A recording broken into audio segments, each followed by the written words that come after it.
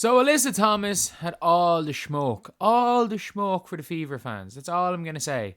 Like it wasn't just like just normal smoke. It wasn't just normal beef. It was what people from the country will call Dublin. She had the big smoke. She had the big smoke. Like she absolutely had all the beef for. She, let the fans hear it, all of this stuff. Satu there telling the fans to keep up the booze.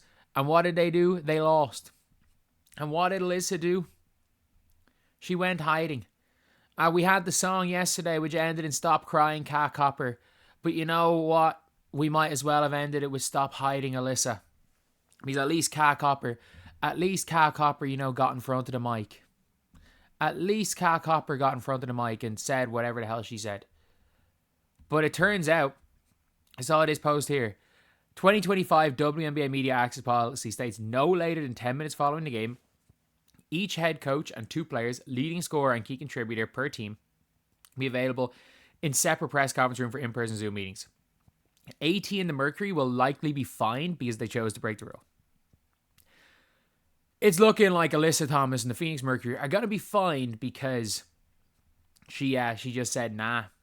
She just said nah. And I'm sorry, you can't have all the smoke. You cannot be there chirping with fans the whole game. You cannot be allegedly telling fans DeWanna chose to join a real basketball team. You cannot be saying stuff like that and then hide. I'm sorry, Alyssa Thomas, I mean this when I say this, Alyssa Thomas is one of the physically toughest players in the WNBA, but she's charming soft when it comes to anything else. She is absolutely charming soft. She is so soft. And at the end of the day, when it comes to Alyssa Thomas, this was just ridiculous.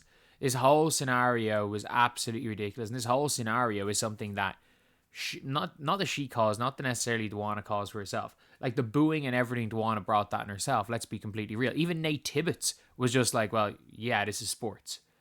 We'll talk about that a little bit later, but their coach was even well, yeah, this is sports. This is sports. And Alyssa Thomas not showing up. It's the most Alyssa Thomas thing ever, isn't it? Talk a big game, and then when anyone does anything negative towards you, let's just dodge. It is the most Alyssa Thomas thing ever. We've seen it with somebody. Let's not forget. You're the big bad bully of the league. Angel Reese as a rookie starts physically actually outplaying you physically, out killing you on rebounds. So what do? You hit her with the freaking rock bottom. You go and hit her with the rock bottom on a rebound and get yourself chucked. Not saying that was oh, Angel and Alyssa Thomas like each other. It's it doesn't matter if players like each other. I don't think Caitlin Clark and Breanna Mabry hate each other. But at the end of the day, Breanna Mabry made sure as hell to knock her on her ass in the middle of a game. It is what it is. Once from the starting buzzer from the toss up to the ending buzzer is different things. But let's be real. Alyssa Thomas is the big bad wolf of the WNBA. She's the bully. She can do whatever the hell she wants. She can ram players over with no consequence. And as soon as, whether it be another team putting it up to her and getting the better of her. And by the way, I'm going to talk about this a little bit later. The Fever let her score 32 points. Other than the offensive rebounding points, the Fever, that was their game plan, was to let Alyssa Thomas score as many points as possible. And the 100 points did not come from the Fever's bad defense. The 100 points that they conceded literally came from the Fever's. It came from the. Sorry, I was gonna bring up my camera right here just because it's a lot of noise right now, so I'm gonna try to get rid of that on my camera. But it was caused by the offense more so than anything. So yeah, it's just one of those things where I don't know why people were oh, Alyssa Thomas was absolutely cooking she was, but they let her. It's a lot of time with Caitlin Clark where you're even yesterday with Kelsey Mitchell. The reason Ari was getting open layups because they were denying Kelsey Mitchell. The Phoenix Mercury were willing to let Ari drop 30. Just like the Indiana Fever were willing to let Alyssa Thomas drop 30. This was a chess match. Nate Tibbetts plays every game as a chess match. And Stephanie White won the chess match. But Alyssa, the Mercury taking a fine because Alyssa Thomas didn't want to do it. They chose to broke the rule, can't spell either. This is a Reddit post. This is a Reddit post that I found like 10 minutes after. 10 minutes after, and I'm looking forward to, somebody got here first, he stole the idea, all nonsense. Like, this is a Reddit post. AT is a coward. Phoenix Mercury got cooked by the backup point guard. All that trash talk, she wanted to come to a real team. That is alleged, but, like, again, the person that said it happened literally showed that they were at the game. One of the people that said it happened. At the end of the day, that's not even that much when it comes to Alyssa Thomas. Like, that's not bad trash talk. If she said that, I don't really care. Like, players have said 100 times worse than that. Coach Tibbett spoke to the press, yeah, but Alyssa Thomas didn't. Each team is required to have 2 players. Alyssa Thomas didn't. And, like, let's be real. When it came to Angel Reese last year, the Sky literally said, we'll pay the fines. And I think teams are willing to pay the fines. I was wondering why AT was allowed to duck the post-game press conference. Turns out she wasn't. They got the fine. Teams, she would have been there if they won. 1,000,000% AT would have been there if she won. AT would have been there if she won. She's a front runner. She's like, I've never seen somebody front run that has never won a championship. Like, I'm sorry, like, everyone talks all this stuff about AT, man. She's 0-2 in finals. She's 0-2 in finals. Owned however much, or sorry, she not owned whatever much.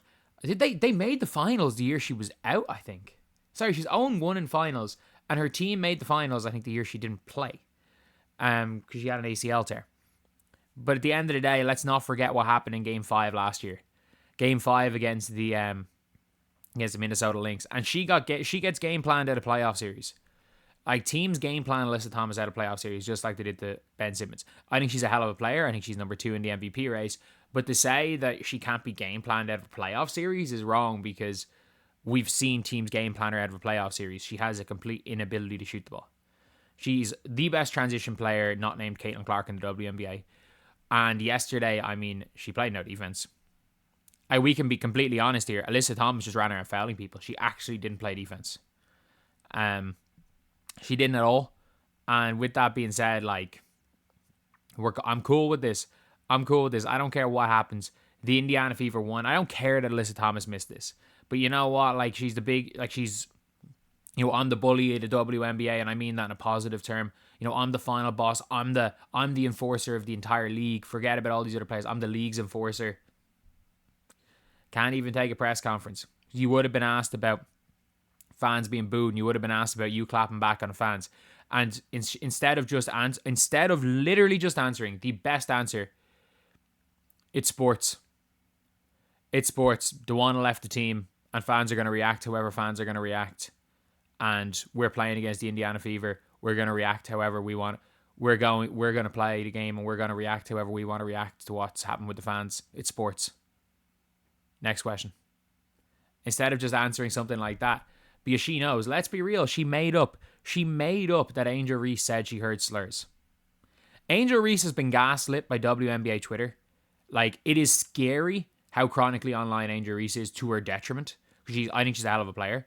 But, like, I think 90% of the trouble Angel Reese gets herself in is because she's chronically online.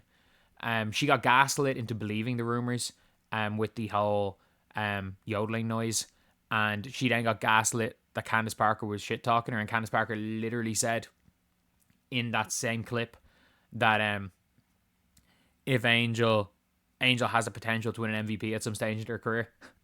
I was gaslit into thinking Candace Parker went on a freaking hate rampage about her. But anyway, yeah. It is what it is. It is what it is. I'll see you guys.